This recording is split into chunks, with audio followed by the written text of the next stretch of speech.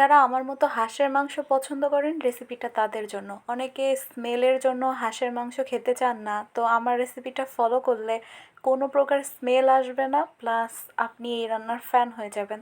প্রথমে কড়াইয়ে পরিমাণ মতো সয়াবিন তেল দিয়ে নিলাম, তারপর এর মধ্যে দিয়ে দিলাম পেঁয়াজ কুচি, একটা এলাচ, তেজপাতা, আর দিলাম রসুন বাটা, দিলাম আদা বাটা, আর দিলাম লবণ, মরিচ গুঁড়া, আর দিলাম হলুদ গুঁড়া।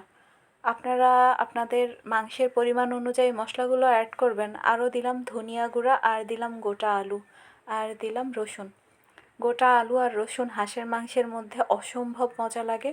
এটা যখন কষানো হয়ে যাবে তখন এর মধ্যে আমি হাঁসের মাংসগুলো দিয়ে দিলাম।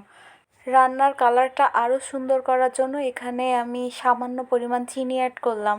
চিনি সামান্য একটু অ্যাড করবেন হাঁসের মাংসে, তাহলে অনেক বেশি মজা হয়। তারপর এখানে খুব ভালোভাবে আমি মাংসটা কষিয়ে নিব। আর আজকের পুরা রান্নাটা কমপ্লিট করব আমি নারিকেলের দুধ দিয়ে। নারিকেলের দুধ দিয়ে হাঁসের মাংস যে এত বেশি মজা হয়।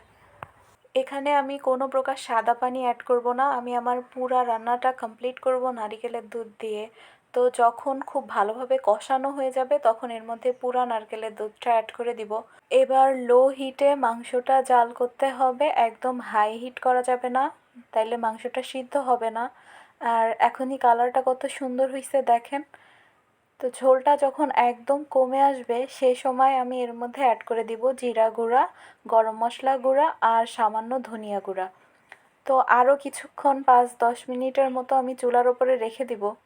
একদম লো হিটে যখন মাংসটা চুলার ওপর রাখা হয় তখন মাংসের মধ্যে যে তেলগুলা থাকে সেগুলা একদম উপরে উঠে আসে।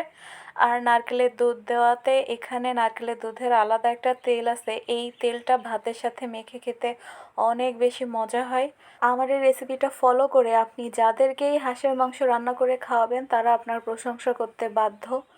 তো নারিকেলের দুধ দিয়ে হাঁসের মাংস খেতে কার কার ভালো লাগে অবশ্যই কমেন্ট করে জানাবেন। আর আমার রেসিপিটা আপনার কাছে কেমন লাগলো সেটাও কমেন্ট করে জানাতে ভুলবেন না।